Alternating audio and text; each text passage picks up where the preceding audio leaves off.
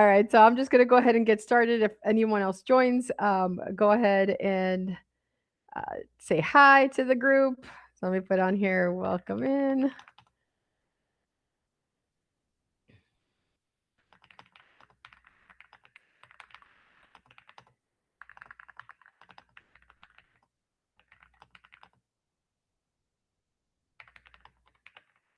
Okay, perfect. All right, so the goal of today's call is platform strategy. We're going to talk about where you should actually be selling based on the designs that you're creating. So I've shifted a lot of what I talk about when it comes to bead design into bead crafting. I don't know if you guys have noticed me talking a little more about that when I do my posts and I say bead crafting, because bead crafting can incorporate a lot of different designs, and in general it is crafting what we're doing. But if we're being very specific, a lot of us incorporate beads or designs with beads into some part or facet of what we're doing. So, Cheryl, for example, I know you do the shakers, which, by the way, everybody's loved the video. They are like blown away by the tips. So I'm glad that you um, asked me about that. So I was able to create that video. I didn't realize how many people did not realize that they had to also scuff that surface so that it didn't create that separation. But um, one of the biggest hangups that we have is, okay, I got all my supplies, I'm ready to go, I've prototyped everything, I know what I'm selling, I know my target market. Where do I sell? Right. So that's going to be the biggest aspect of it. Another topic we're going to cover today. That's awesome. I'm just glad you didn't have to get like a different glue or anything. That you're able to still use your resin. So um, another topic we're going to cover today is the live demo of the net profit calculator, which will be sent out to everyone at 8 p.m. tonight, April 7th. So if you're a free subscriber, if you're a paid subscriber, you're going to get access to that. It's going to go via email and it's going to be posted on here. After 30 days, all my posts automatically switch to paid subscriber access only. So you guys have 30 days to get access to this information for free. So we're going to go through that. But I do want to touch base on some of the initial concerns that a lot of us have with, like, where do we sell, right? So I know for me, when I got started, just in crafting in general, right? Because I started this, after I realized I wasn't going to, when I wanted to do my nails, I wasn't going to sell nails, because if I did, I was going to hate it and I would never make another set for myself. And there are times where I take breaks, like, this week, because I need, to give my nails time to breathe. But I still love creating my nails because I'm not doing it as a business, right? It's not something that's requiring me to constantly be creative. And I can be creative with you guys and have ideas and stuff like that, but it's one idea and I move on. That's my personality. That's why I included that personality test for you guys with your target markets. It's because not everyone wants to constantly be creating or innovating with the same exact design. My brain doesn't work that way, right? I have to like come up with the idea and then I move on. So if you're someone that loves to design and move on, maybe the best design target market for you is a market where you're the designer of a collection of beads or a collection of a design, and then you sell it to other bead crafters who may not necessarily want to create and design their own stuff, but you love, creating, solving that problem and moving on, right? You don't want to necessarily have to sell that individual product at a craft show or anything like that. So you could still very well be a supplier. You don't have to necessarily be the end crafter of said products. So going back to the topic, a lot of the issue that we have is, we figured out like who we're going to sell to, all that information, and then it's like, okay, what do I do? And then the overwhelm hits again, right? It's like, oh my God, now I have to post on Facebook, post on TikTok, post on Instagram, post on insert social media site here. And then on top of that, I need to probably get an Etsy account. I have to go on Pinterest. I have to, and it just compiles and compiles and compiles. It is insane how crazy we can make ourselves and overthink this process because we feel like it has to go to every single person and that our target markets exist in every single location. Now, there's tools out there that are built to help us spread the word. But for example, I do not by any means create multiple versions of my videos and my content for YouTube and Instagram and Threads and Lemonade. I mean, like literally, I could sit here and name every single social media site that exists out there. I don't do that. I post to one site, the one that I know for a fact that is going to give me the most traction, the most flexibility when I post my content, and that I can connect to everything else. So I use a tool called Repurpose.io. I don't have any affiliations with them or anything. It's just a tool that I literally researched and found and have actively been using. I'm posting it in the comments. So Repurpose.io is it's a broadcast tool. I believe I pay $29 a month. And basically what it does is if I create my content in TikTok, it then I can create my business pages or my pages in all the other sites. So my YouTube, Instagram, Threads, um, Twitter, if you do Twitter, I don't do Twitter, Facebook, right? So all of these pages that we've created for our businesses, we don't have to sit there and upload and upload and upload individually. It basically is a scheduler that grabs whatever content you're pulling into TikTok and creating in TikTok and then broadcasts it out to YouTube Shorts, standard YouTube, Instagram Reels, right? You get to pick and choose which broadcast you're going to do. And so using and leveraging tools like that brings down that huge overwhelm of I need to start posting everywhere. Now this is going to be like a full-time job for me, right? Because I've got to like create and edit these videos in 20 different platforms, right? So that mindset that we have to do that, immediately break it. It's not true. It's not required.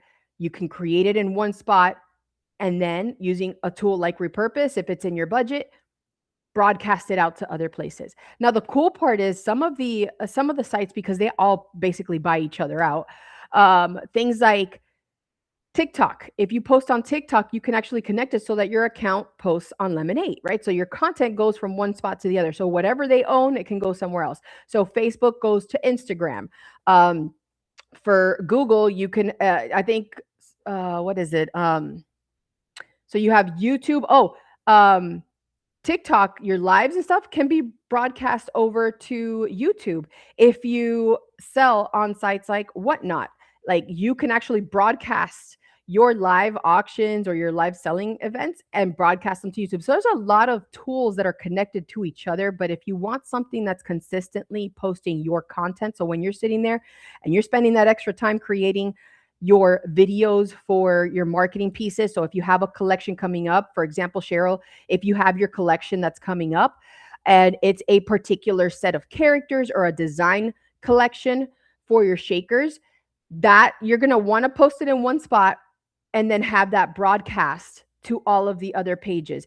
And the best part about it is if you get notifications that people are commenting, you got subscribers, that's great. That's awesome. Let that keep happening in the background. I'm not investing any money in doing those. I'm not, the only money I'm investing is Repurpose.io because that's broadcasting. But if people do have genuine questions, I'm still getting notifications and I can go quickly to that platform, reply. I don't have to sit there and post a video, right? So the mindset that we have that we have to be overwhelmed by all of this content and stuff that we have to do, and then now it's like a full-time job, and that can itself be defeating to a small business owner.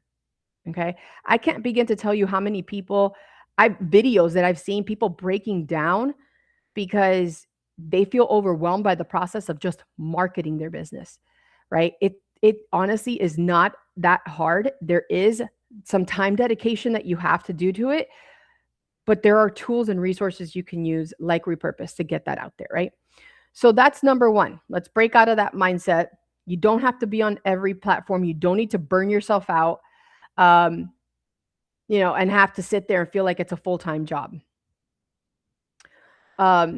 Every platform as well, that's another thing. Every platform has a different type of audience. So for me, I'm not going to sit there and post anything on Twitter. It's not the right platform for my industry, for my audience. My audience is very visual. They want the videos, they want the content. So my content has to be placed on a platform where people can actually see what I'm doing, and it's not just like a little teeny picture with a bunch of text, right? So think about it that way too. Any of the crafters that are doing, pens and keychains and shakers, any of that kind of stuff, you're going to want to focus on your platforms that give you the most visual exposure. Okay. So, um, if I had to give you a blueprint of the tools that I use that would help you kickstart your business and give you like the most ease of use to be able to not only publish your social media posts but process your orders and then take care of your clients, your customers needs. It's literally using the tools that I use. So I use TikTok as my primary communication platform for my video content and any updates that I need to make sure everyone gets, because I can then publish my information over to all those other social media sites. So if anybody else is watching this on like YouTube Shorts or anything like that, they know that, oh, and I'm going to pause really quick. I also consistently use the same username, the same handle for my posts, or excuse me, for my account on every single social media. So before you settle on one, verify and check that every single one of those sites that you end up wanting to repost to can, in fact, use the same handle that you use on TikTok, on YouTube, on Instagram, on Facebook. That is the one thing I feel like has helped me a lot, because no matter what platform they go to, it's always going to be my Chibi Charms, period. So make sure you keep that consistency in place. All right. So going back to the breakdown of the sites that I use. So TikTok for all of my social media content that goes out to everything. They'll all know how to find me because no matter what, my link is in my bio or my profile for any of my accounts. My handle is the same for any of my accounts. And they're all visual content driven. So it's going to be specific to the people that need to see it. Second, Shopify. I have said this time and time and again on these lives. And Cheryl, you got some catching up to do because I've done a few of these already. So these are going to be fantastic for you to help catch up on what I talked about, because I really did dive into a lot of the business side of things with the previous posts. And as a paid subscriber, you're going to get access to all of that archive. So it's amazing. But Shopify for me has been a game changer. So when I started with not web, web development, that was years ago and still is. But anyway, when I started fantastic. So when I started in bead crafting, I didn't it wasn't even bead crafting I started in the fidget market, right? I had a Shopify site and I made it very simple, because a lot of the shows that I did were craft shows. So I needed more the POS side of things for that in-person processing versus selling online. So I focused a lot of my efforts on in-person selling. Then when I shifted into bead crafting, I realized that I needed to be able to sell stuff. And I saw a lot of people doing TikTok lives and things like that. And I remember seeing a post from another bead crafter. They were just selling the beads themselves. And I was like, okay, I could do that, right? I love being able to sell the material. And I haven't shifted. Funny enough, I haven't shifted from that. Now, I used to curate supplies and designs and acrylics and stuff, and then sell it as my own custom mixes or do little mystery bag shows. It's actually my claim of fame over on Whatnot. But I started selling on Whatnot and I found a lot of success there. Now, Whatnot can be a very slippery slope. And the only reason I say that is because it's very auction slash bargain based, right? When you go to Whatnot, because of the way that they advertise and the way that every seller, handles their business, it feels like you're like at an online flea market and just going in and auctioning, right? So there's a slippery slope there, because yes, you might be able to sell you know, 10 pens, but maybe 7 out of those 10, you either hit your cost or you went under if you didn't price your stuff right. So it could be a very, very um, lucrative site if for those people who just want to get rid of their supply. So they do destashes, they get rid of stuff, and it breaks my heart because a lot of people are on there selling their beads because they just want to get out of the game, and they're just like, I might as well sell it and hopefully make some money back out of it. Now it ends up becoming addictive because then they feel like, oh my god, I'm making some money, and then they start buying more supplies without truly knowing the cost of their expenses and the time it takes to be on that live, and the time it takes to prep the baggies with the beads, to prep the orders that come in, because I there were nights where I literally had 30, 40, 50 orders that I then had to spend hours packing afterwards, right? So keeping in mind, Whatnot is a great platform if you use it right. But if you're trying to just, make a quick buck to either get rid of your supply, yes, that is also what you can do, but it's heartbreaking because you don't necessarily have to hit that last limit of your business, right? You don't have to feel so defeated that that's the result. Um, so I immediately shifted to focusing on what my target market was. I am a trainer. That's my passion, right? That is literally my 9 to 5 living job. I am a VP of learning and development for the company that I work for. And my job is to create training for people in the caregiver industry. So the people that take care of our grandparents at retirement homes, like I train them on how to properly respond to emergency calls, how to use the equipment my company sells. And I also have to train my internal teams on how to do their jobs and learn how to use the products that we sell. So there's a huge, you know, um, jump from crafting to this, but not when it comes to training, right? So if I knew my training was my passion, that naturally led me to being in this role where I now communicate with bead crafters to tell them about the business side of things. This is not my first business. This is probably like my 10th business at this point, and every single one of my businesses have been successful, right? I've even sold some of my companies, but it's one of those things where I realized I was like, okay, I could do that, but then I always focused on the service side and kept doing the same service, right? Just like the nails. If I had to keep doing the same set of nails or just designing nails, I had to keep trying to come up with new ideas for design. That's not the same with this. This one is I'm solving a problem.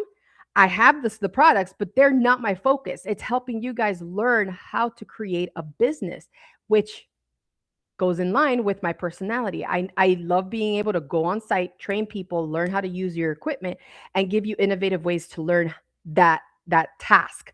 That's not going to bore you or make you feel like it's a full-time job, right? To figure out how to use the technology that we're introducing. So it all aligned, and then I realized quickly, like, okay, I have to start making sure that whatever supply I do have isn't just generic buying in bulk and acrylics and stuff. It's got to be focused on something. And that's why I focus so heavily on you guys finding a target market, because I don't want you guys feeling like you have to spend, thousands of dollars to try to hit every market when there should only be one market you're focused on. And that's where your supply goes to. And all your buying has to be intentional for that market, because they're going to look for a certain aesthetic, a certain product line, and you can build on creating collections. And a site like Shopify creates that opportunity for you to make it easy to sell. Shopify is does have a little bit of a learning curve. I'm not going to sugarcoat it. There is a little bit of a learning curve. However, that was before their support service and their built-in AI tool. So they do have a built-in AI chatbot that allows you to ask questions and say, "Hey, how do I do this?" And there are times where that bot it's a smart bot. I mean, I'm not gonna lie. It's an actual agent, what they call a chat agent or an AI chat agent, or an AI agent, because there are tasks that you can say, "Hey, I need to know how to do XYZ," or "Can I make this piece of my site do this?" And it'll go, "Okay, let's do it." And it starts coding for you or changing things around based on the instructions you give it. And if there's something you don't like, you can always undo it. So they've shifted a lot from it being something that has a huge learning curve to something that's very, very customer focused. Like, we as the business owners are it's customer focused. If you need to reach out to support, they're very quick on responses. Any apps that you get, for the most part, especially the ones that have like the higher ratings, they focus on having customer support available during business hours for the most part, and even sometimes 24/7, because they realize that their apps are very popular. So they'll sit there and help you make changes to your website without you having to pay someone to do this. So it in that aspect, that learning curve has reduced a ton, and they have tons of training resources and tutorials to help guide you. But from a Shopify perspective, you're going to want a site of your own. And here's why. You control what you sell, right? You are not competing with hundreds of other bead crafters who are having their product right next to yours, right? A la Etsy, a la TikTok Shop, a la any of the marketplaces like Amazon, you know what I mean? So you're not sitting there trying to fight for your life for that billboard space when someone does a search, and hope to God and pray that the pictures that you took are crispy enough and eye-catching enough to get their attention, right?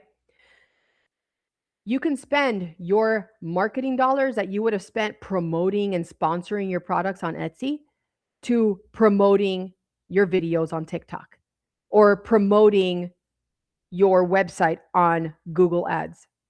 I still wouldn't do that one. I mean, that is an option, but I would more focus on the things that give you the visual view. But there are people who love Google Ads and stuff like that because of SEO, if they know and they're very familiar with it. But if you're not at that level, don't even worry about that. I would spend it more on promoting your content videos on sites like TikTok. Don't spend it on every single social media site. Focus it on the one where you're posting the most frequent and where the most engagement happens. So with Shopify, what I absolutely love about it, number one, is the low transaction fee, right? Sites like Whatnot, they'll tell you, yes, it's a 2.9% processing plus 30 cents. But guess what? There's also a commission fee that they charge you. So that's another 8% on top of that. By the time you're done, you're looking at paying anywhere from, depending on the item you sell, right? Because a lot of the people sell little packs of stuff and they're auctioning and it's a $2 win, but take away 12% from a $2 win. And then take away the cost that you spend on that. What's your profit? Garbage. It's garbage. So keep that in mind. There are costs that you are not going to, your packaging, you have to, factor in your packaging and your time. I mean, and by the time you're done, you're basically, you're giving your stuff away for free at that point. So Shopify not only has one of the lowest platform fees for processing, and those are just your processing fees that you would have for Stripe, but it also has the ability for you to be in a field of your own, right? So when you tell people on TikTok, go to the link in my bio or go to the link in my profile, or you have your logo or something in the background and people just do a Google search, they will find you, right? They will find you. They will be able to see your entire line without seeing the noise of everybody else around you. You can also bundle. You can bundle your products.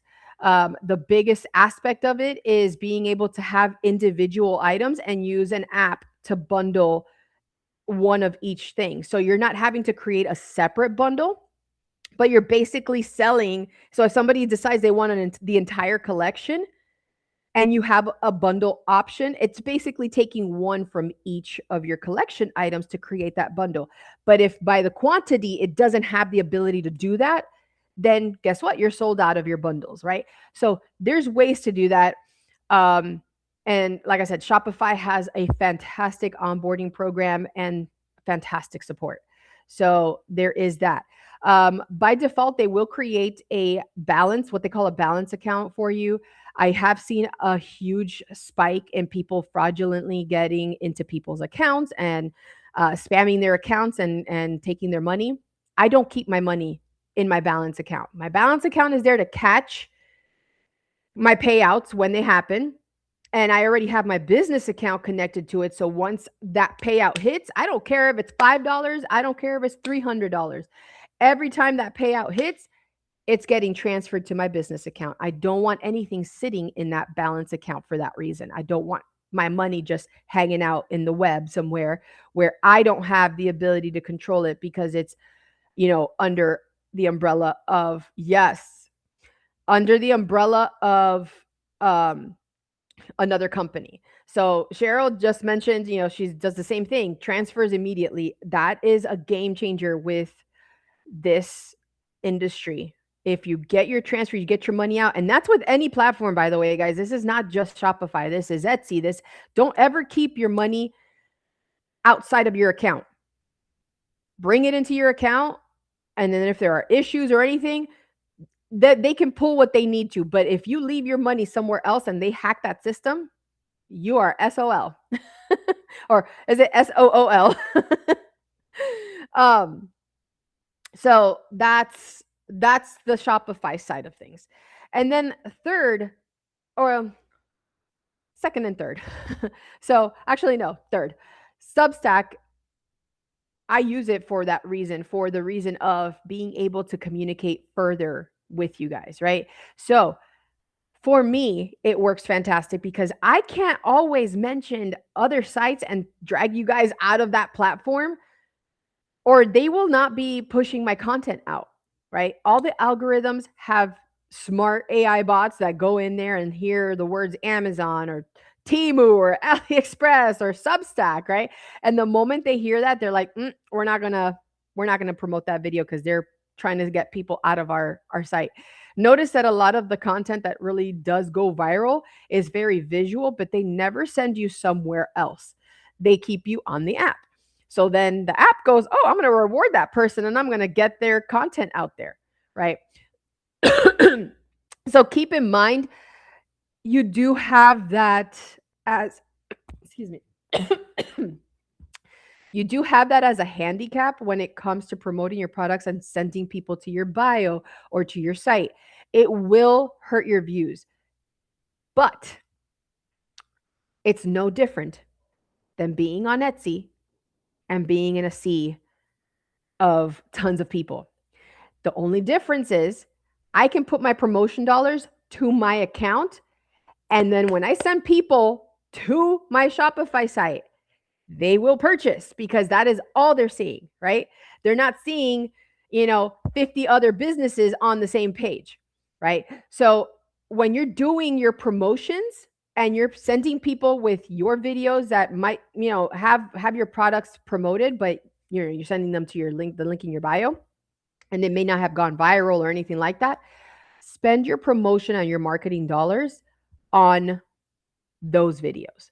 So even I promote my videos because I want people to see the creation tools I have and all of the products that I have. And if there's something very important that I feel can be teamed up with those videos, I put that in there. So the cool thing I like about TikTok when it comes to promotion is that it gives you the ability to add 10 creatives. What that means is I can add, for example, 10 of my videos where I can have seven of them be creative type videos where I'm creating an acrylic bead or using my creation tape product mixes, right? And then the other 3 are all focused on the business side where I'm talking about strategies that you can use and things that you shouldn't be doing anymore because they're affecting how your business reacts, right? So I'm using the things that I know for a fact have already made an impact. And once you do one promotion, it will tell you like, hey, these videos are doing great. This is better than, X amount % of people that have been doing something similar. So then if you wanted to extend your promotions, you could do that. If you wanted to create another set of promotions and just handpick those videos that did really well and test some new content in, you can.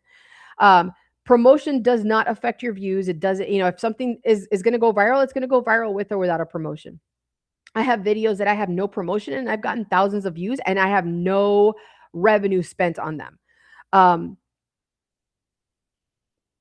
so it really is based on how people react, how the algorithm sees that you're using the platform, and being able to wisely use your marketing dollars to promote your products, and send people to your Shopify site. With Substack, I use it to be able to express all of the resources and details in a documented format I can't do on TikTok. Now, Substack may not necessarily be something you all need to use. If it's specifically around your product and you wanted to get into teaching people how to do stuff, it's a great platform for that. It's very educational, it's very article driven, but I wouldn't do Substack. This is why I said it was like 2 or 3 options. And so you have Substack if you want to disseminate a lot of information that you can't necessarily do in your TikTok videos. But having an email program, some kind of email marketing program in Shopify, if you're using Shopify, or if you end up using a tool like, I think it's called Klaviyo or, MailChimp, there's tons of them out there. If you want to have your own email marketing list, which I would definitely recommend you do, activate it in your Shopify site. Make it a one-stop resource for your customers. You don't want them having to bounce somewhere else to put in their email. So I do have email marketing, and it's built in, by the way, to Shopify. You can use the free stuff that's built in. You don't have to go and spend another $30 a month somewhere else and do a bunch of stuff. We were doing like drop shippings and trying to rev up and have hundreds and thousands of orders of things that we don't even have supply for, fine. But for handcrafts and crafting items, I would just recommend using the built-in Shopify marketing tools that are included free, and you can create your own email templates and even update the ones that they have with the colors for your site, and then you move on. So I'm going to go ahead and just kind of wrap up. So we talked about the breakdown. So it was a platform that you can use to market to the other ones. For me, it's TikTok. It should be the same for everyone in crafting because it's a very visual industry, and you're going to want to use something that can then repost elsewhere. I use Repurpose.io, like I put in the chat, and that sends it to all like my YouTube, my Facebook, my Instagram, Threads, anything that I have. There's even an integration with Blue Sky, by the way. So that's in there. My Shopify site is where all of my products are held. I have control over that. I don't have competing sites on there. And on top of that, I can include my email marketing. And then thirdly, Substack, if it applies to your business, Substack is a great resource. There's no monthly fee for you to post anything. And if you get subscribers because people are learning from you or you're holding like classes and stuff like that, like what I do, then it's a great platform to have another little source of revenue. So those are the 3 main things. It's not complicated. Notice how I didn't say go to 50 different websites and go do and enact 50 different series of tools. There isn't. The overwhelm is just, it's quite literally made up in our mind because we think we have to do that. But the realistic aspect of it is you don't have to do that. You can focus it on the specific platforms that work best for your business, and then just keep posting, keep getting content, keep creating your collections, test it with your market, validate it with your market by posting your videos, and there you go. All right. So we're going to break down the platforms that work best based on the craft type, right? Because your product type does matter. So for handmade visual products, we talked about that. TikTok, Shopify for your checkout. So TikTok for your primary social media, getting it out there. Shopify for your checkout. All your marketing, your pictures, your videos need to match to the aesthetic that your target market is expecting. So last week we were talking, Darla was on here. And so she was looking at doing like the luxury type market. So it's like luxury vintage design type stuff because she had tons of that. That's like literally how she was buying stuff because she bought it based on her taste and then realized, oh my God, I have like all of this stuff. And so her collections are all around that. Well, the cool part about that is that all her visuals can now match that. So I showed her like this really cute cake plate that I had that looks very vintage design. And when she's doing her pictures and or her videos, if she's doing faceless videos and they have like somebody talking and it's an AI voice, make it someone who is English, right? Because we're going for that Bridgerton vibe, that Downton Abbey vibe, right? So when you're doing that for your industry, for excuse me, for your target market, whatever you're selling needs to match the aesthetic that they're expecting. So if I was selling, are you okay? So if I was selling um fidget keycaps, then I would want to and I had characters on them, then I would want to make my characters specific to whatever target market I'm going for. So if it was for anime, right? The anime community is expecting me to use different references and characters. I might have like, so if my characters were let's say Sanrio, I would have cute little Sanrio characters and stuff. Now keep in mind, I will always say this over and over again. It is a very very risky market when we use actual characters. Like these are all my just they're my cute decor. I don't sell them. But even certain character things that I do, there are risks we take when we are using someone else's intellectual property. And the sad part is a lot of us when we got into this business, we were like, oh my God, I want the characters. That's what's gonna sell. And everybody buys characters and then doesn't realize that if my product goes viral and that company, gets wind of it or sees that I've made, tons of sales, they might send me a cease and desist and go, you owe us some money. Or that it might just be a cease and desist and then, your sites get shut down, like your TikTok and things like that. So just be very careful when it comes, if you're trying to get rid of the character IP stuff, great. And you're going to go into a general design, fantastic. We do have to get rid of, anything that we no longer really wish to sell. But it is important for us to understand that we do run a bit of a risk when we are using character IP. And I know a lot of us buy these characters and some of them may be durables that you buy from a box and you're thinking it's just a resell. You can resell things as is, but if you turn it into another product, it can be risky. So just keep that in mind whenever you're deciding on a collection and what style collection you're going to do. It can very well be a negative thing if it doesn't if the wrong people see it, or in this case the people who own it, right? And then they get upset about it and send you a cease and desist. So just keep in mind, if you're doing that, try to do your designs. That's why I always advocate you guys can create your designs, create your own custom signature beads and everything, so that you're not feeling like you have to depend on characters that are not even owned by you in order to create a sale.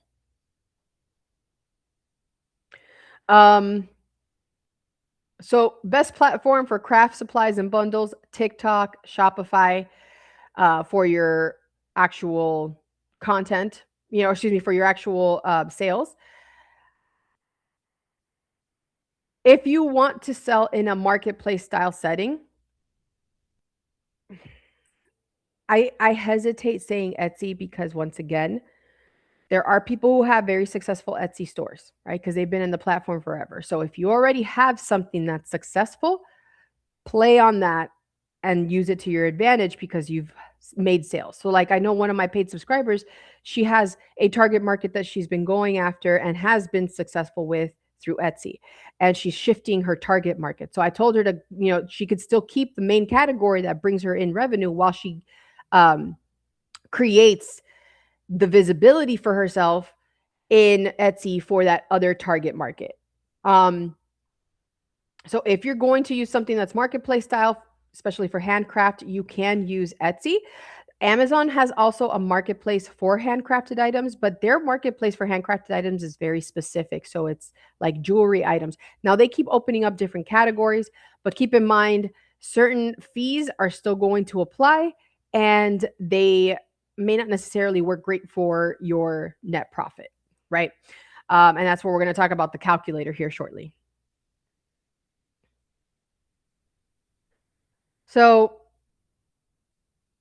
our simple platform trick, the simple platform trick that I just talked to you about is TikTok for your visual, Shopify for your sale, your email marketing and or Substack for continuing to communicate and engage with your customer.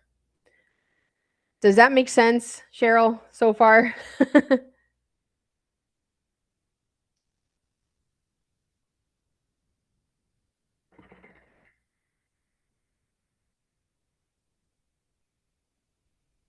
Because remember, at the end of the day, TikTok brings people in, Shopify helps us convert that to a sale, and Substack brings them back, or your email marketing brings them back to the site. Some people are very hesitant, right? They're just like, oh, I don't know this person. So always keep that open line of communication, continue posting. Content is king in this aspect for our industry. All right.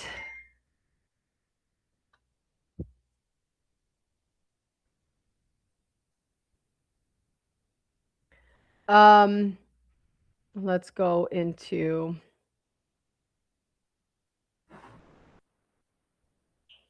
all right. Well, that was the main part of my topic for today. So we I think we cleared it pretty well. We understand the solution and the systems of what we're going to do.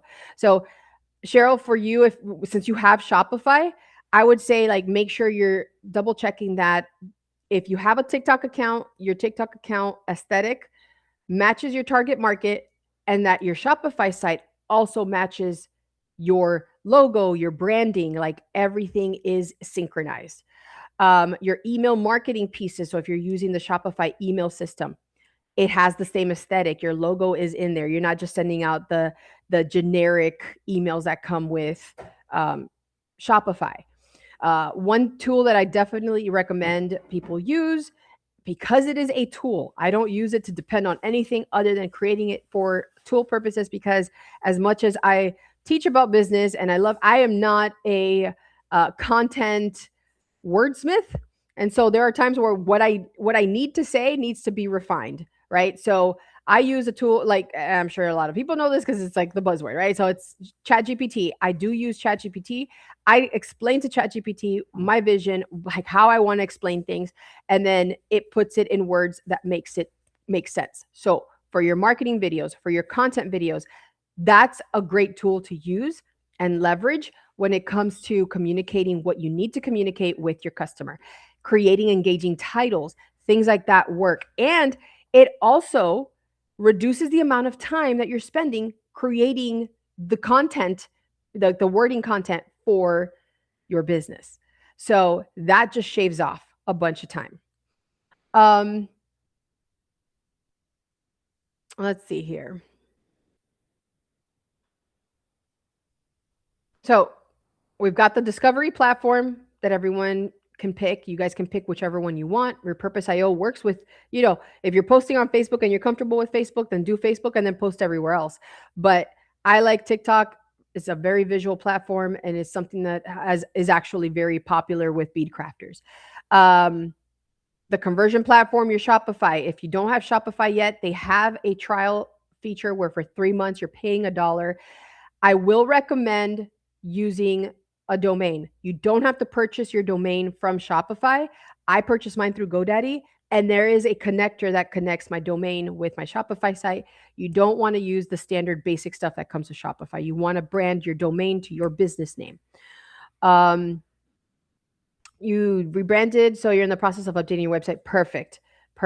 And that's okay, right? While we're still in that building process and we don't have too many eyes on us, it's always okay to rebrand. Like for me, I was primarily on Whatnot. I didn't even have a Shopify site. When I relaunched in January, my business to everyone versus just focusing on one platform, I had to recreate my entire Chibi Charm site. So it's important to be able to have that time and that ability to do that. So that's amazing. Oh yeah. Yeah. And the best part is that you're not beheld to, or you're not held down by Shopify holding all the cards, right, with your domain. So if you end up finding a different e-commerce platform that works better for you, you can shift it to a, you don't lose your domain name, you just move it to another site and get rid of Shopify. Like I said, for me, I absolutely love Shopify. It's trusted in the industry, and a lot of people are very comfortable making purchases on it. And used right, it's not gonna, provide any or give you any issues. Um, exactly. $39 a month for everything that it does and all the apps I can get access to that I don't have to pay extra for. It is life changing. Making sure you create bundles is another big part of this, the homework tasks, okay? So when you're in there creating your site and rebranding all your content, make sure that you have your individual products. If you need to find an app that bundles, find an app that bundles. There's lots of them that have the free options, or it's very minimal for the cost to use that bundle feature. But what it does is, like I said, it basically pulls one of however many items you want to include in that bundle, or two of each item, however much you want it, and it'll pull from that inventory versus you having to create a bundle specific inventory and then having less of your individual. I'm actually about to do that myself, where I'm creating bundles from the stuff that like the actual products I have. So I already do that with one item, but I want to bundle out like beads and the creation tapes and the glues, like have like an all-around kit without having to create a specific separate kit. I wanted to just pull from the inventory of what I have when someone buys that bundle.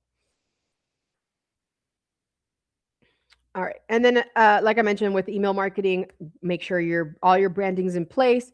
Make sure that you have your MX records on GoDaddy. That's your mail records set specifically to what needs to be on Shopify. That way people are not getting a notification that it's coming from like a spam or anything like that. It'll come through and they'll get their order emails, their confirmations, any of the marketing emails in their inbox versus it getting slammed into the spam folder.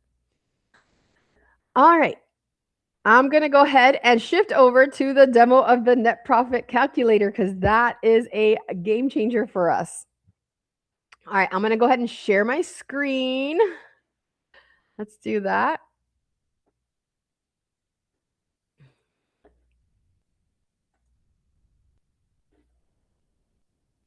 All right.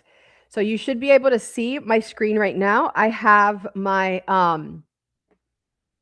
this is my Google spreadsheet. This is the one that I just showed today on the video that I posted like moments before. Let me see here. I need to be able to see what you're typing. So let me move this to my other screen. All right. Oh, I know you did. This was fantastic. And that's good. And that's the thing. I absolutely love Substack for that reason too. It's like you don't have to pay like I've seen people that and that's their living. It's fine. They charge hundreds of dollars for the information they give.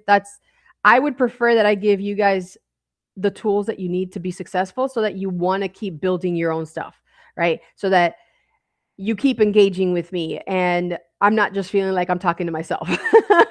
And I've been getting tons of great feedback. Like Darla, like I mentioned, she was on the call, the past couple of times, and already she's seeing success with her collections. She's seeing, people actually taking like they're listening to what she's saying because she took my advice when I say talk about collection, say it's limited edition, don't go and buy more of that thing, sell out till your collection is done. And you've gotten rid of like that old inventory. So when you sell even on your Shopify site, like you guys have seen me actually do that, right? So this is, series 2 of the flowers. I didn't sit there and restock series 1. As soon as I was out of series 1, we moved on to series 2, right? I want to practice what I preach, and I want to show you guys that it is something that's doable. I sold out of my series 1 flowers, just like Darla has been selling out of the inventory that she's been holding on to for months because she purposefully integrated it into the target market she chose.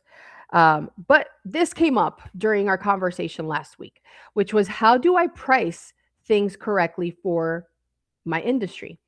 and for her target market. And so I created this spreadsheet in Google Sheets because it just makes it easier for me to share it with you guys, and it's not Excel, which not everyone has Excel, but Google is free for you if you have a Gmail account, and you can get access to this. I am giving this to all of my subscribers, whether they're free or paid. Paid gets to see the full demo of it, and we're gonna go and walk through it. And then at the end of this, at 8 o'clock, it will send out an email to everyone, so you'll have the actual link to be able to make that copy and download it for yourself. So the first sheet on here is the instruction sheet. It basically talks about how to use it. The Substack article that's coming out at 8 is going to have a step-by-step talking about how to use it, just the strategies and ways to, copy the live fill-in tab for each one of your product lines. So you don't have to only put, one product at a time. You can quite literally create copies of this sheet down here to be able to create one for each of the product lines, the collections that you're selling. So this, like I said, this is going to give you the instructions. There is a color guide because the cells are where, you're going to enter your information. So if it's yellow, which we'll see here shortly, it means you can edit it. If it's in white, do not edit it because that's going to mess up the formula and the calculation. If the cell turns green for the ones that need to measure your profitability and your sales, if it's green, that means it's a healthy profile output, meaning whatever information you entered for your costs and your sales price, it's working in your favor. If it's in red, it's telling you like, hey, there's a negative profit that you're hitting. This could be detrimental to your business. So keep in mind, that's the color guide. The walkthrough for the actual live fill-in, that's what this is. It's just going to tell you like, this is how we expect you to use it. Like, try it out. So before we get into the live one, this is an example of one completely filled out. So if your product name is the teacher bead pen, you can pick the type of product, and this is editable, so you can change it to the product lines that you offer. So if you're just doing collections and you're selling a collection of or a series, you can put that in there, and or even like a bundle, and you can call it a bundle on here. Your target market can go in here. That way it reminds you if you have multiple markets, like the other subscriber that I mentioned, Angela, she has multiple markets because, like I said, she has a successful Etsy store for one of her target markets as she was looking to go into another one. So this one here is target market teachers. My hourly rate. What's my hourly rate? If I was doing this as a job for someone, what would be my hourly rate that I would get paid? And so I put $20 there. You guys can change it. It can be higher, lower, depending on what it would be if you had a standard hourly rate job. Okay.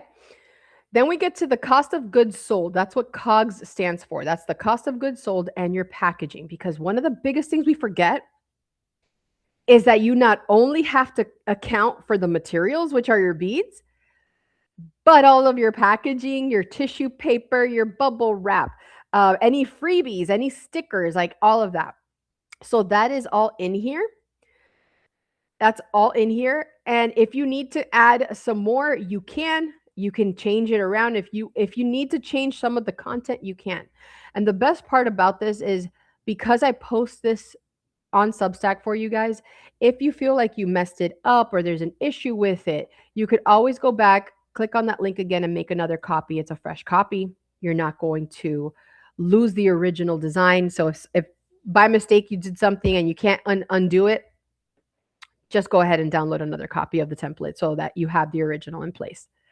But this takes into account from a bead perspective, right?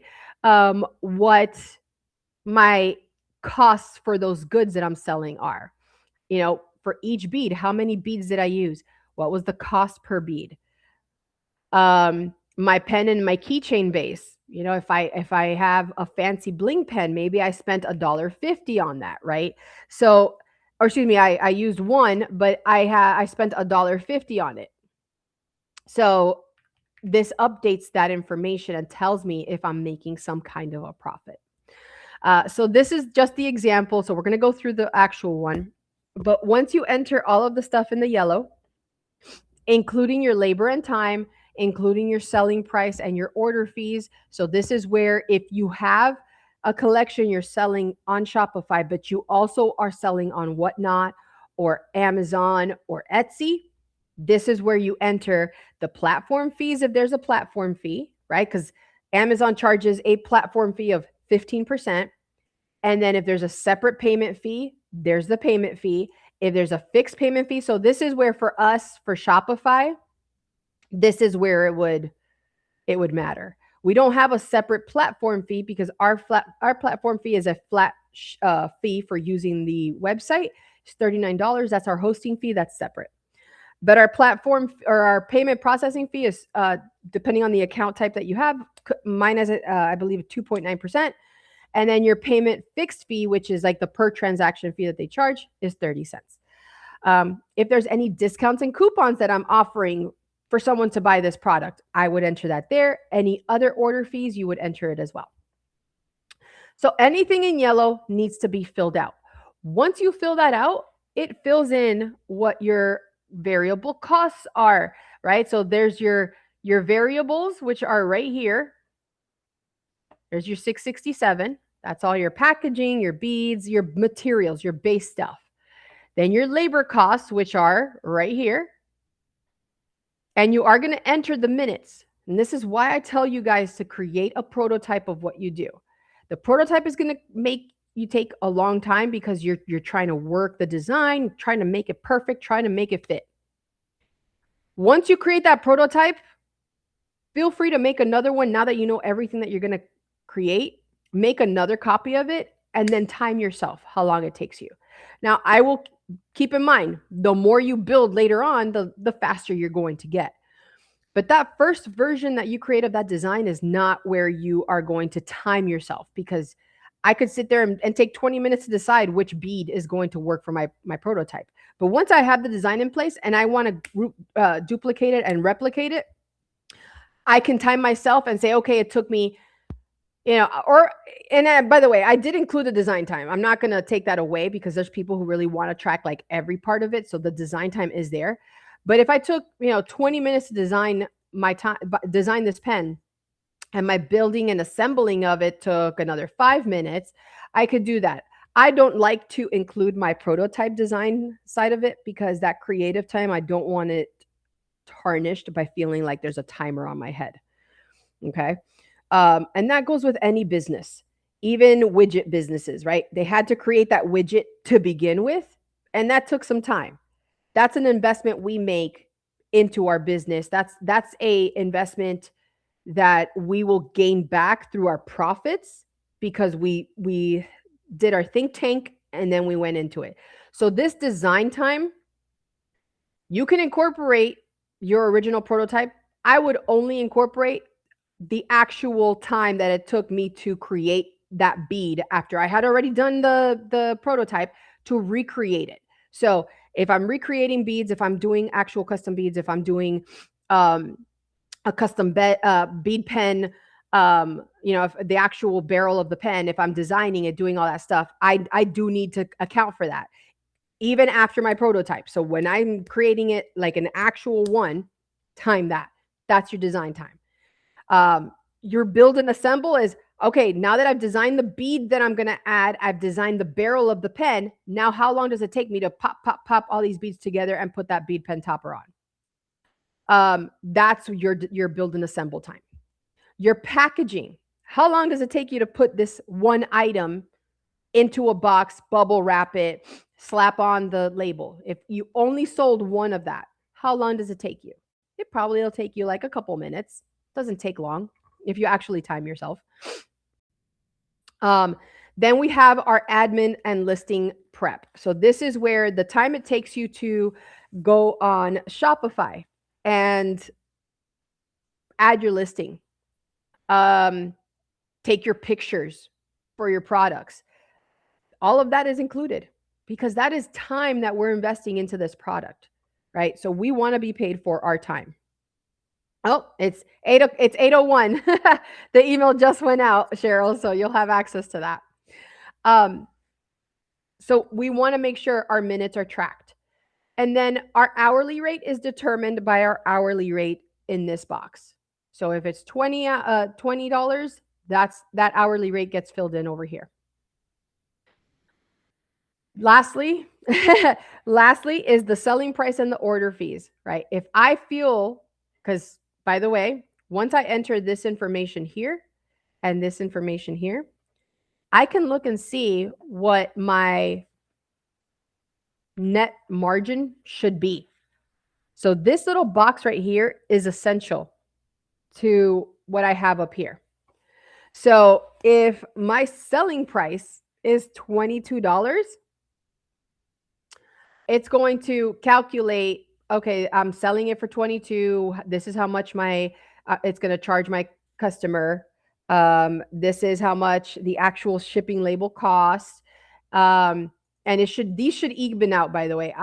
I'm not purporting myself to be an Amazon with free shipping and Prime and all that stuff. I am a handcraft, I have bead supplies and handcrafted items. People are going to have to pay for the shipping as they would with any other service that they get. If they get artwork, they have to pay for shipping, right? Not everything is a free shipping Amazon. And even for Amazon, you're paying the price with your Prime account. So, people are not oblivious to the fact that there are shipping costs, and you don't have to offer everything as a free shipping item. So add the actual cost of your label, and then add whatever you're charging the customer based on the weight of the box, the weight of the item, and where it's being shipped to. And normally for this particular field, by the way, I always base my shipping cost based on the furthest place out, because this is an estimate. So if I'm in Florida, which I am, I estimate, and let's say I sell all the way in Hawaii, which I do. I want to make sure that I'm covering the cost of shipping an item all the way to Hawaii, not just California.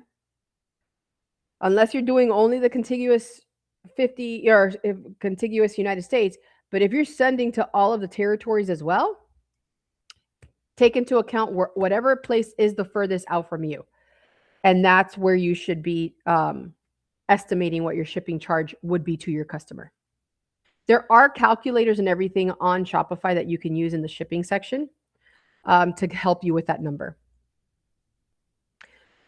Then we've got our platform fee, our payment processing fee. We talked a little bit about that. Our fixed fee, whatever the fixed fee is for your processing. This can be any of the sites that you use. If it's Etsy, if it's whatnot, whatever, you just pop it in there.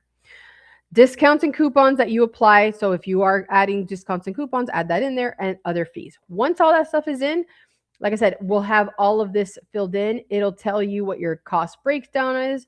So based on your selling price and your selling information, this is how much you would make as a net profit if you sold it. So here we have a very, very low net margin. Oh, yeah. Oh, wait. What are you talking about? For the selling? Oh, Darla. Oh, I just noticed Darla popped in. Oh, it's okay. As soon as we're done with it, it'll post. So you'll get to see everything again. And I actually mentioned you. So hi, how are you? All right. So here we have the live fill-in profit calculator. So once again, we're going to say, I can say bead pen. My product type is a pen. My target market, I can say, I've already done teachers. Let's say I do nurses. And my hourly rate can be the $20 an hour, right? So we have our $20 an hour rate. Oh, give me a second. I'm going to make sure that this actually has the formula built into it. I missed that one. Equals this guy right here.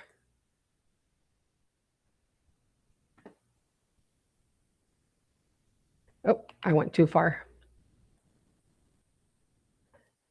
Cost item.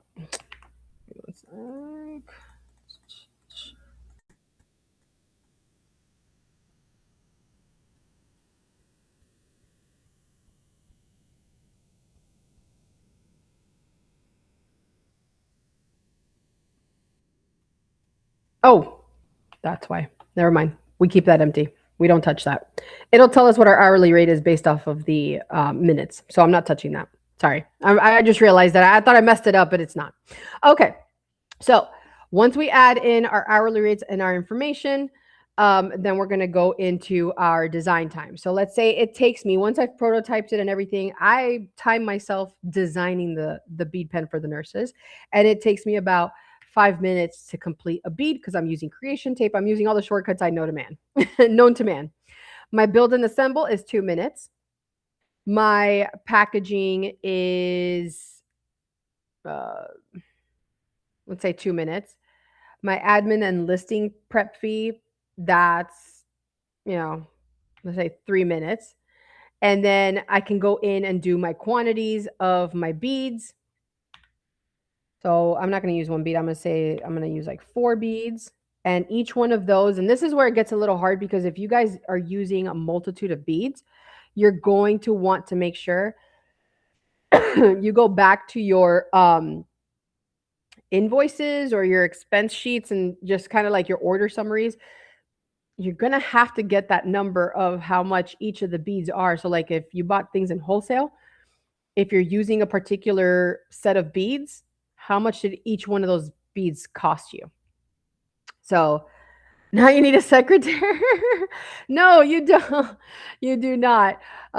This is the calculator that we talked about last week. So it's definitely, it's going to be worth it to take some time to go through it.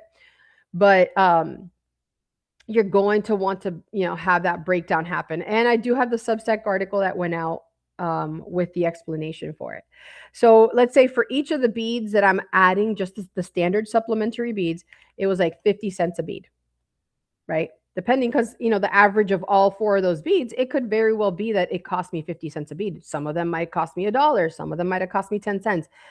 Always get the average of it and then enter the number of beads. And if you want to be even more specific, you can sit here and change some of these fields to have bead 1, 2, 3, and 4 if you wanted to. I wouldn't go that crazy. Just do the average of it. Then my base pen. Maybe I have, the one base pen and it's, a bling pen and it cost me $1.50 to get that.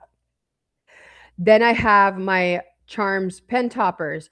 My pen topper, I'm only using one, and that cost me $2 to get. Any spacers, and I apologize, I keep scratching my nose. I have like some weird allergy happening. I hate when it happens like that. Always based off of something I eat. Maybe I use 3 spacers, right? And each of them was about 10 cents a piece.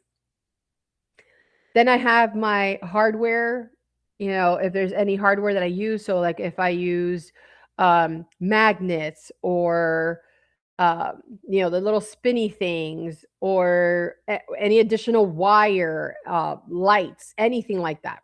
For this one, I'm not going to worry about that. Glues and adhesives, right? So this is important too. We need to know how much we spent on any adhesives. If you're using creation tape, how much creation tape did you use? Did you use half of one of the strips? If so, break it down based off of how much you spent. If you're using a glue and it's a bunch of glue, like we can estimate that there are, there's a certain amount of glue inside a bottle. It probably costs you like a penny or 2 cents, right? For the amount of adhesive used, depending on how much design time you did. So for this one, I'll probably say like it's 1 cent. And the cost for that, or excuse me, I'm sorry, 1 unit. And then the cost per unit was like a penny, right? Other materials, is there anything else that you have on that pen that is not standard? The bubble wrap, how much is 1 sheet of that bubble wrap?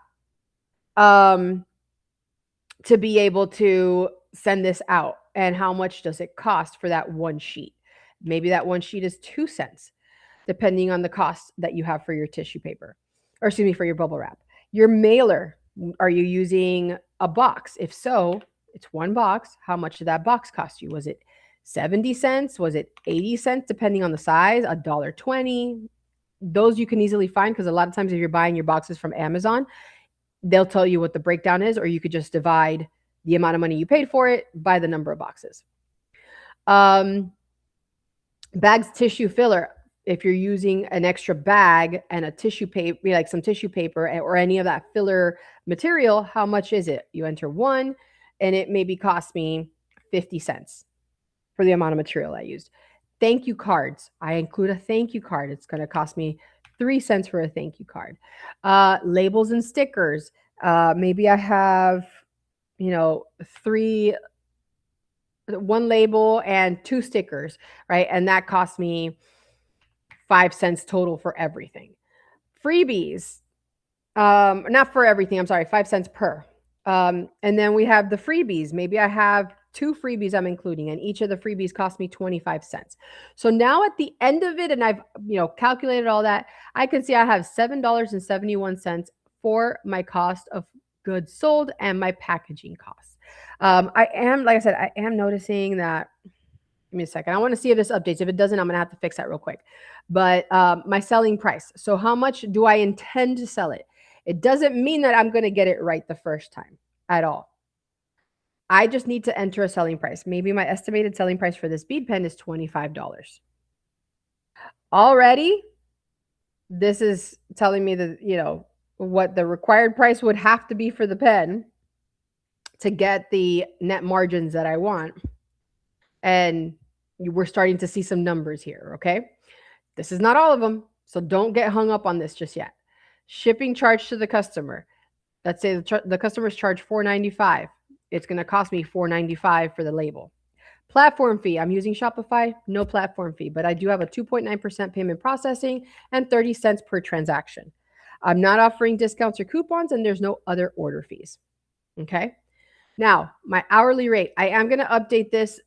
Right now, I'm just entering it manually so you guys can see that. All right. So my total labor cost is $4. Already at that price that I have, it's showing me my extra profit versus my current profit, right? So breaking it down so it makes sense. Right now, with my current $25 pen cost, I have $7.71 in my variable cost. That's all my supplies. $4 for labor, $6.12 for the order fees, which is right here, right? This is all your order fees. And so from my $25 sale, I have a $12.12 profit. Not bad. For one pen, not bad. Here's where it breaks it down even more. So here we have what the gross order revenue would be. This is incorporating the cost of shipping plus the selling price. Because remember, your customer is going to pay you the cost for shipping and the selling price. So this is what they're paying.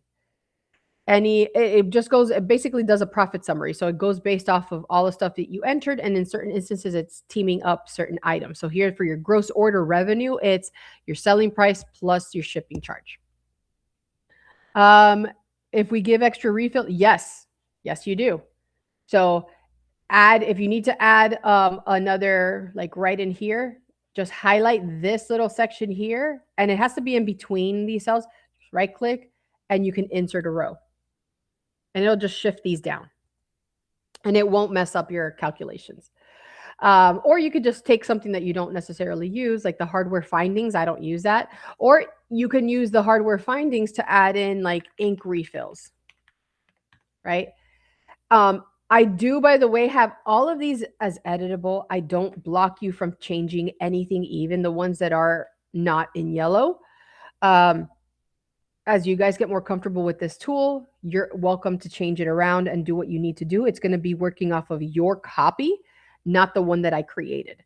So just keep that in mind. You can do whatever you want with it. And if you end up messing it up so bad that it's not working, just go back to the original post that I did and make another copy of it so you have it. But I would suggest creating a copy of it here first before you fill anything out. Do right click, duplicate, and then use that duplication for every single one of your product lines. And then leave this one as your main template that you're working off of so you never lose it. But yeah, so here you're going to be able to see like what my net profit is. Here's my net margin, right? So here we have, it says that your required price is $24.75. And I know it looks negative here, by the way, but that's not a negative. That's not a negative to you. What that's basically saying is if you wanted to, at a minimum, make a 40% net profit margin, you would have to create your selling price to be $24.75. But we placed it at $25. So at $25, not only am I 25 cents over what I could have at a 40% net profit margin, but if, let's say, I priced it at $30 for that pen. So if I did 30, I'd be hitting almost that 50% profit margin, giving me an extra $5 in net profit. So not only 12, but add the extra 5 for that $30 charge. So now I'm getting 17 in profit. So this is just to tell you, like, hey, based on your selling price, what your required price would have had to been for a 30% net profit margin is $20, but you priced it at 25. So you're in the positive by $4.67. Like, that's your extra profit that you're getting. At 40%, you're making an extra 25 cents. At 50%, you are like top, you're going above that. It's going to $6 now, right? So that's where that's at. Let's see here. And then we have our break-even product price. So if you wanted to sell something at what's considered break-even, meaning if you end up selling on Amazon or not Amazon, I apologize. If you end up selling on Whatnot and you wanted to do a de-stash like a lot of people do, but this item cost you time, cost you money and everything, and you just wanted to break even, you're still going to use this. Make sure you add all those platform fees that Whatnot charges you. But this would be the price that you would have to, at a minimum, sell that item in order to break even. There's no additional net profit margin. You're just getting back all your costs, from your labor to your cost of your beads to your stuff.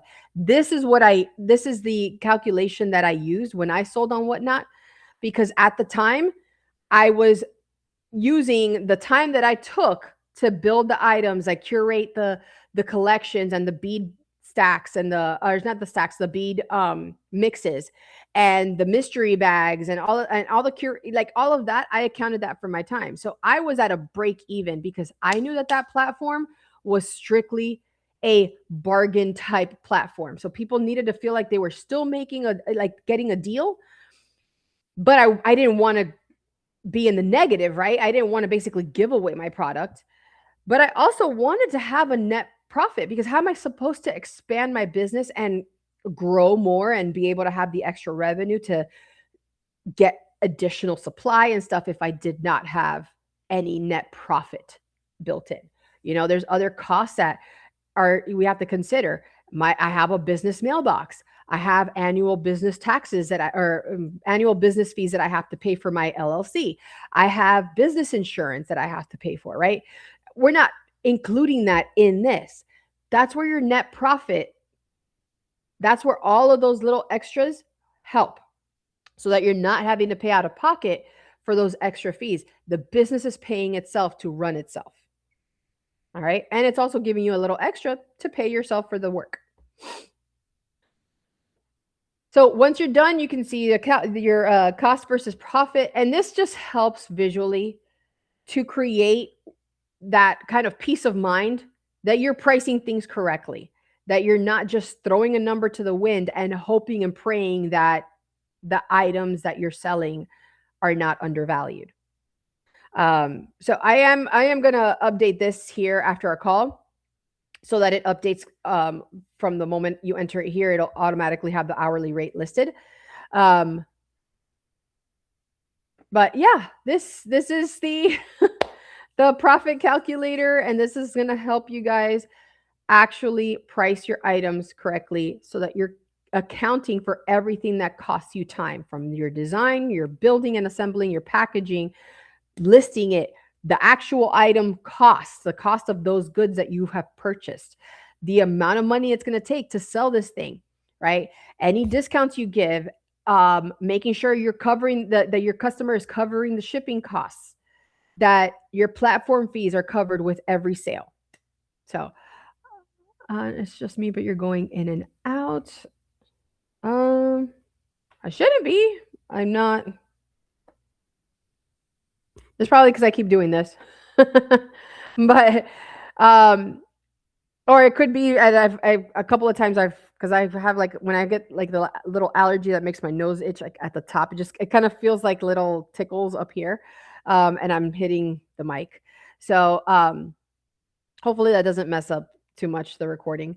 But that's what this was for. It's, the whole purpose of it is so now you can, right click, duplicate, and have multiple calculators for each of your product lines, and have an educated price, not just a guess. So I hope this helped. I know we talked a little bit, it's like almost half an hour over than our typical call, but when this got put together, I wanted to make sure. Oh, I am so sorry. I don't know what's causing it to be choppy. Yeah, the recording should be fine, unless the internet issues on my end, but I don't have any issues that I'm seeing causing it. So, um, if something messes up, I'll just kind of do a recap on just this. And I'm planning on doing, like I said, or I already have the article with all of the explanation written out, as well as the actual copy link for the calculator. All right, so let me clear this out because this is our this is our original one that you guys are copying from. So I don't want to mess that up. Oh wait, let me zero it out.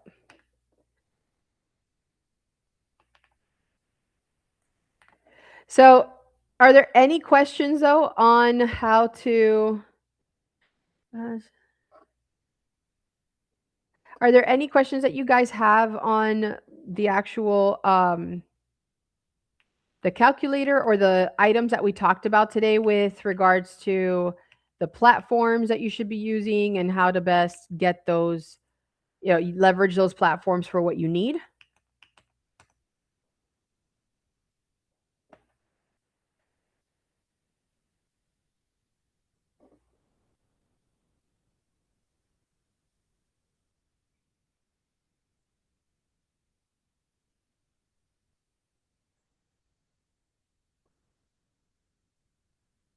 Okay, perfect. Yeah, and Cheryl, just like I told Darla last time, and you've seen it because I've communicated with you too. You guys are welcome to message me on TikTok. I will do my best to respond quickly. But if for whatever reason I can't, like let's say I have a business meeting, which I might be going to Seattle next week for work, so we'll see. Um, I get to visit the motherland. I get to um, go to Starbucks.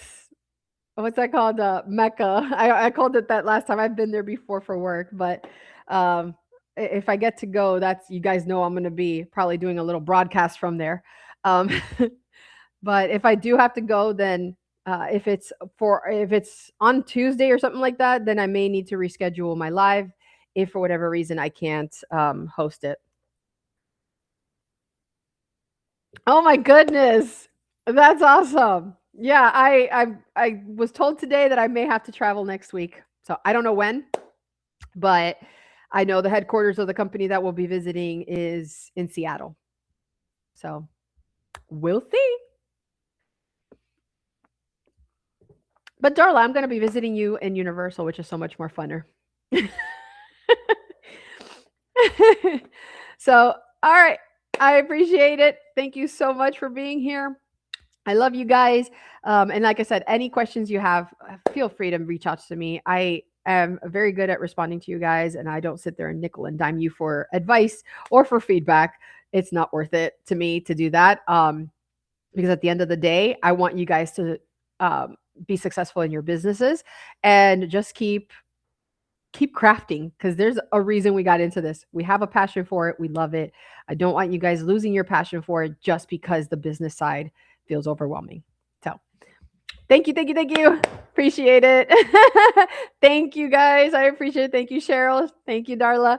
All right. I will see you guys next week. Well, I will see you guys on Thursday because I'm doing TikTok live from 8 to 10 Eastern on Thursday. And then if I don't have to go to Seattle on Tuesday, then there you go. We'll be back into our normal schedule here.